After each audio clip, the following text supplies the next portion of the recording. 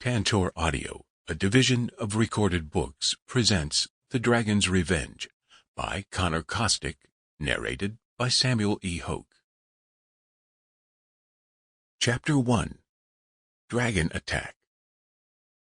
Let's try again. I spoke patiently. It's not easy getting a heal rotation to run smoothly, especially if the clerics are relatively new to each other. The restore spell is a complete healing spell, but takes 8 seconds to cast. Far too slow for a dragon fight. So you have to recruit 8 high-level clerics for the raid, each of whom begins to chant 1 second after the other. That way, whoosh, whoosh, whoosh, there's a continuous series of powerful heals landing on your tank. It works like kids singing Frere Jacques in the round in primary school, and is just as messy to get it going properly. And go. 1, 2, 3, 4. I was sitting on a rock. Well, my warrior avatar Tyro was, with the clerics all gathered around me, calling out their numbers as they began to cast the spell.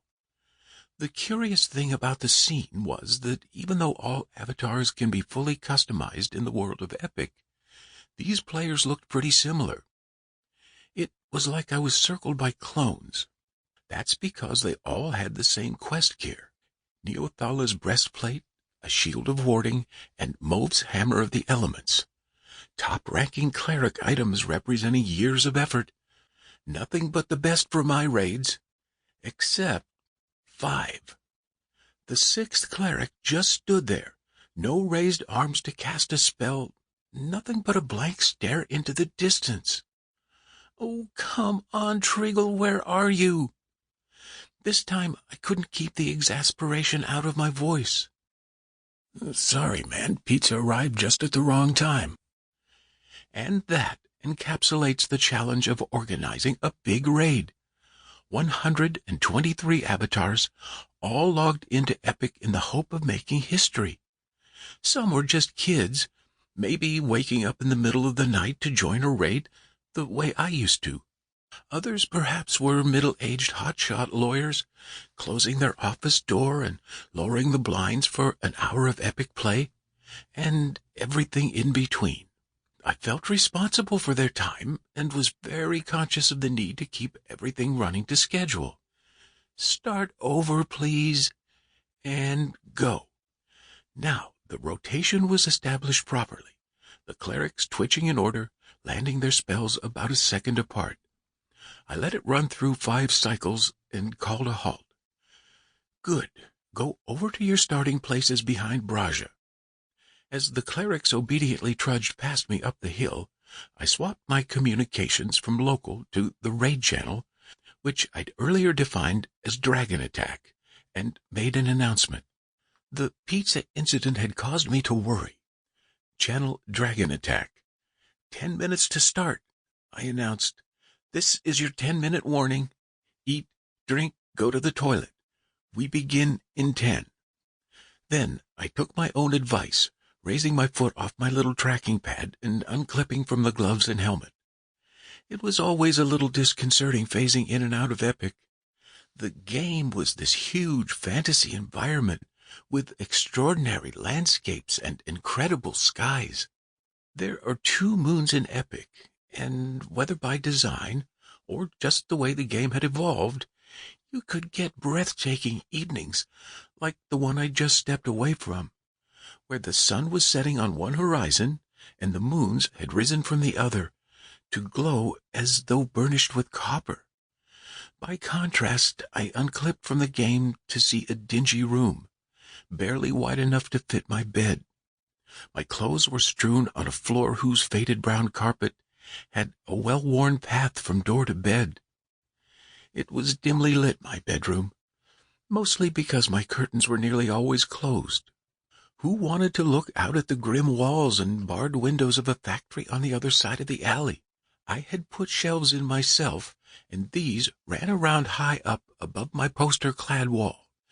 2 trans-metal bands featured, but the majority of the posters showed scenes from Epic, including one of the dragon Makarkathat.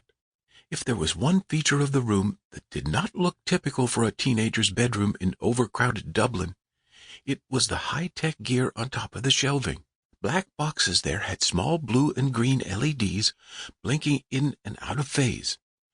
Thanks to my sponsors, I had enterprise-grade computing and online access. No lag for me. On entering the bathroom, I was met with a waft of warm, moist air and a strong scent of flowers. The glass panes of the narrow shower stall were covered in droplets.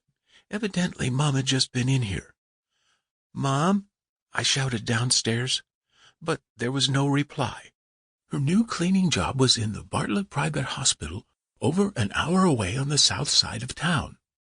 She'd probably just left, and I wouldn't have heard her call goodbye, not while in Epic. Refreshed, I clipped up again, and a whole new, far better world rushed upon me.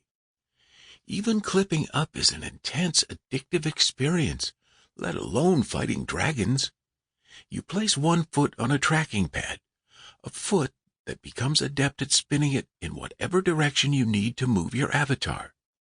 You place the helmet over your head, seeing the login screen and hearing an ambient theme music, and you slide your hands into the gloves. Then, the moment I lived for, a gesture with your index finger, and a sinuous line of pastel color surges over you like a crashing wave, accompanied by a rushing sound like that of an airplane taking off. As your heart beats fast in expectation, the colors turn kaleidoscopic before crystallizing into the environment in front of your avatar. With a quick flick to bring up and then slide away one of the game settings menus, I checked the time. Channel Dragon Attack. 6 minutes, 30 seconds to start. We start on time. No delays for anyone. Long duration buffs on. It was crucial to start on schedule. There were people in the raid from all over the world who were making sacrifices to be here. For those from India and further east, the timing probably wasn't too bad, unless they were skipping work for the afternoon. For those west of me on the other side of the Atlantic, we had a lot of Brazilians in this raid. It was about 4 in the morning. No delays for anyone except Ratha. I signaled I wanted to speak to him in private chat, and he accepted, the flashing red chat bubble beside his name turning green. Channel Tyro Ratha. "You there? All good?" I asked. "I am more than good, thank you. I'm pumped." Ratha was from Kerala in India and was usually soft-spoken. This declaration, however, was nearly a shout, and it made me smile. Back in my early days, Ratha and I had found each other and liked what we found. Commitment, determination, drive, good skills. I say she, but I had a feeling it was a he behind the avatar. Not that I cared. Was a warrior too. 2 warriors is not normally a good combination. It works for one fight. After that you have massive downtime as you recover without the help of magical healing. Ratha and I smote our way through the mobs of the Castroval Desert, recruiting healers to join us when we could, but pushing on together regardless. Hours and hours, days and days, and yes, years too. 4 years. Fighting, recovering, maybe chatting a bit, mostly about tactics, although Ratha also had a taste for philosophy. Then fighting some more, grinding out the levels and sharing everything that dropped without the slightest rivalry. By now, it felt as though Ratha was my sibling. Probably my older sibling, even though I was more of a raid leader than her. Channel Tyro Ratha. "Let's do it then," I said, and changed channel to make the announcement. Channel Dragon Attack. "Form up." I was pleased to see an immediate response from the avatars all around me. "Where did the druids go?" An adult female voice asked. I didn't recognize her. Then again, half the players in the raid were unfamiliar to me. If you are not sure about anything, where you should be, what your priority is, ask your section leader. Keep this channel clear for my voice and for emergencies. I tried not to sound like I was delivering a reprimand. We were all raid noobs once. Not that anyone here was less than level 60. Most were at the game's cap of 75. By contrast with the main body of raiders, my section leaders were pretty much hand-picked, and even the newest had raided a dozen times with me. 18 of them were veterans of the first time we fought Makarkathat, the ice dragon. That had been a closely fought encounter, close enough to give me the belief that victory was possible. Channel Dragon Attack. 2 minutes, short-term buffs on. Electricity resistance on the tanks. By now, our formation was established. It was the one that some gamers called the Bull's Horns. Side by side in the center of the formation were the raid's 2 main tanks, Wraitha and me. Curving forward to my left was half the army, and to my right the other half.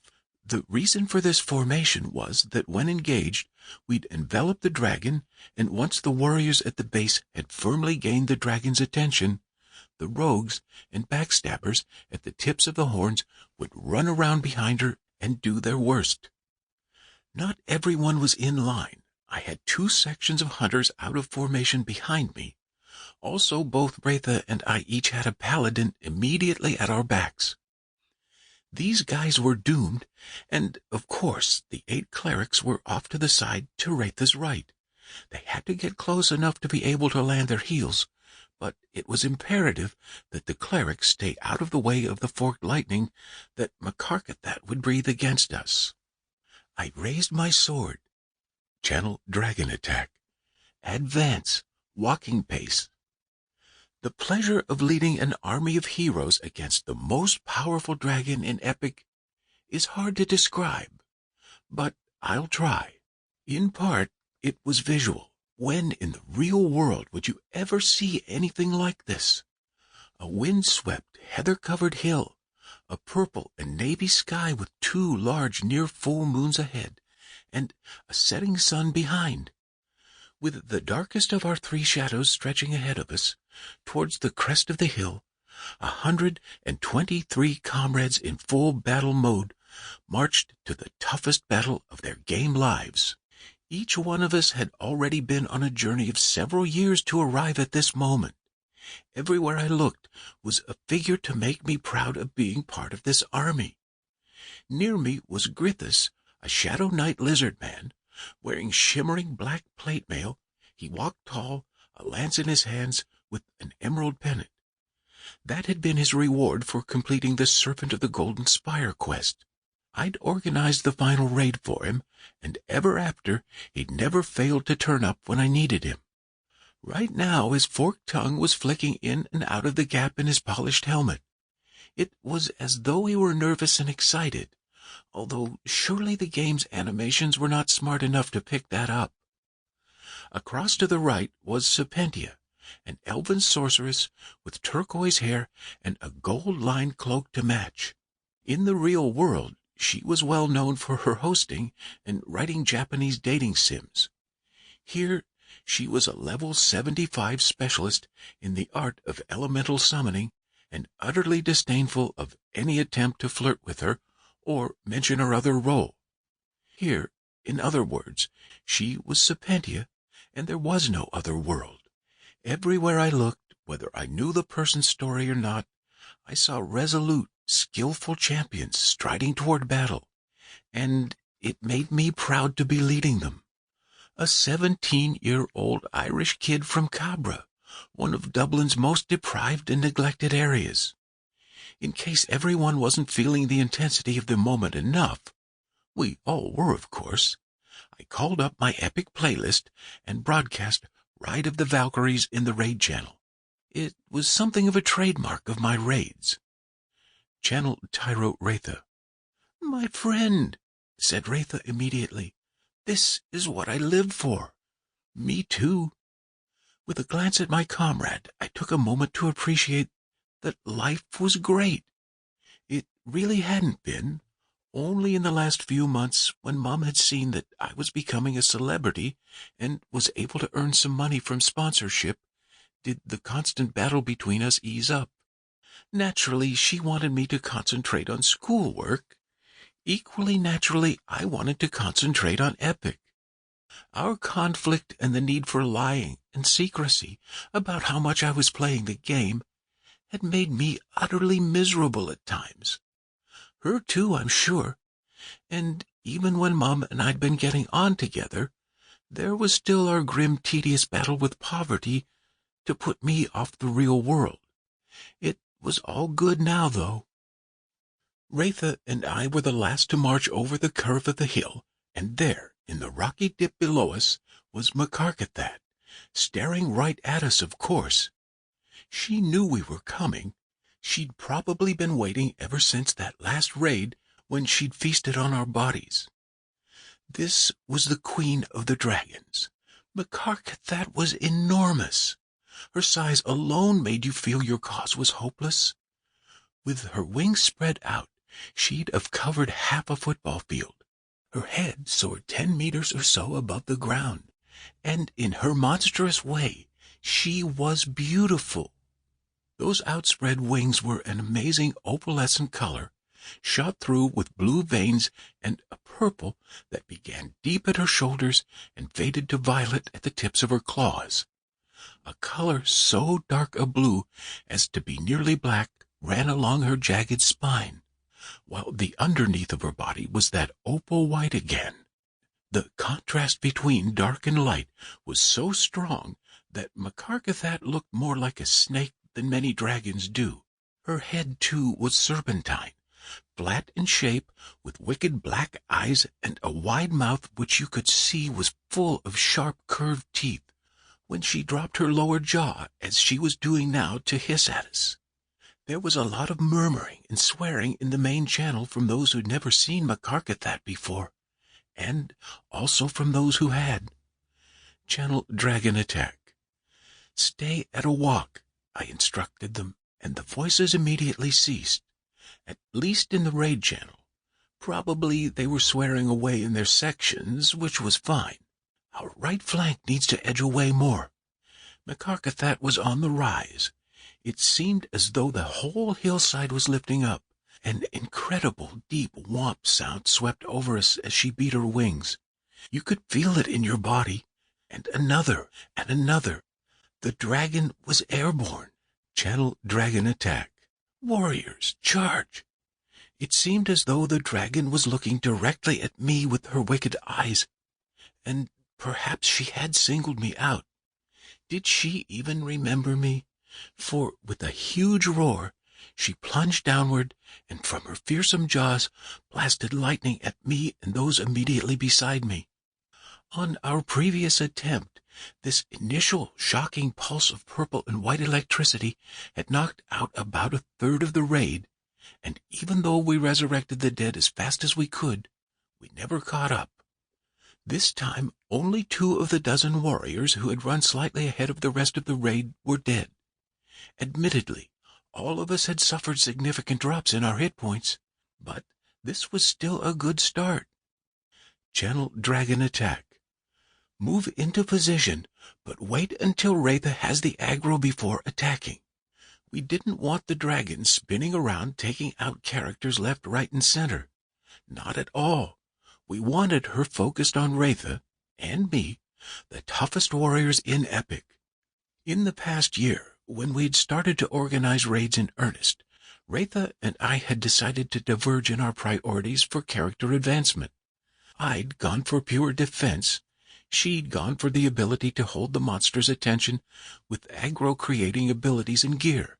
So now Raitha was triggering every means she had of building hate in the dragon. Streams of black vapor poured towards Macarcathat from a mace that Raitha was brandishing. This was a quest reward, Ovied's Mace of the Pit. It was a crappy weapon to hit with, but you could target a creature and draw its rage upon you with the mace's demonic taunt effect, one of the best aggro-creating spells in the game. I knew, too, that Raitha would be mashing her taunt ability as fast as she could. I had a macro for that, and it was constantly pushing taunt for me, so that I was building up aggro, too. That way, If Wraitha died, the dragon would attack me and remain facing in its current direction rather than turn on someone else. Thud! With a ground-shaking landing, Makarkathat swatted at Wraitha with her front claws and drove her open maw onto Wraitha's figure. Dizzy with the lightning that caused blobs of dark after-images to swirl over my vision, and also with the shaking terrain, for a few seconds all I could see was an impression of fang and claw. I could, however, view the translucent raid screen I'd pulled up by rolling both my eyes rightward, and it showed me that Wraitha was nearly dead. Suddenly, her health bar was back on full. The paladin at her back had used holy intervention, the once-a-day full heal that high-level paladins obtained. That was why they were there, generously sacrificing themselves, because there was no way either of them could stand this close to the action for long. Channel Dragon Attack. Go, go, go. All in. Heal rotation. Go. Now, an extraordinary welter of confused sound competed with the angry roars of the dragon, accompanied by dramatic rushes of noise, like a succession of waves hitting the shore. Dozens of spells were being cast, and streams of color were flowing from the fingers of the spellcasters towards the dragon. Many of the spells wouldn't take hold, but those that did would slow her DOT, her damage over time, and remove some of her buffs. It was crucial to slow Makarkathat. Otherwise, even with Restore landing perfectly on her every second, Wraitha could still be taken out by a flurry of attacks from the raging dragon. A surge of elation shot through me when it was apparent that some of the slow spells of ours had worked. We were off to a great start. Although Wraitha's hit points dropped alarmingly, by as much as 3/4 in a second, they were back up to maximum before the next hit. Channel Tyro Wraitha. I believe we have a chance of victory, said Wraitha with intense excitement in her voice. Maybe. Thou art going down, dragon. Wraitha sounded as enthusiastic as I'd ever heard her, despite the alarming drops in her hit points. And what she had said rang true. The dragon's hit points were noticeably declining, still over 90% though, because my actions were all pretty much automated. Taunt and attack were on macros. I only needed to concentrate in order to trigger some gear effects manually and watch for ability opportunities. I had the mental space to study the raid screen that overlaid my vision as a near-invisible translucent veil whose constituent boxes brightened as I turned my eyes to them and faded as I looked away. In front of me, filling the whole sky with its presence, was a slathering, bellowing, ferocious dragon, the fiercest in the game.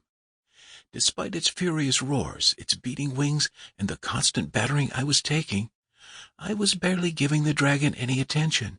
Makarkathat radiated some kind of electrical field that drained you of hit points and spirit.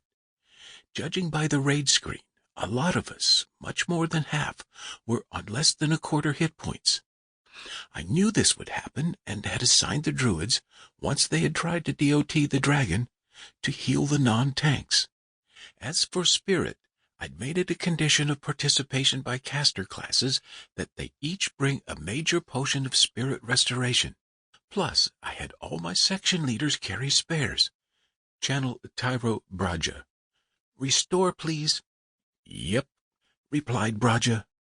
During downtime, Braja could be a non-stop talker. On a raid, though, he was focused, clinical, all economy of word and deed. And 8 seconds later, I was back to full hit points.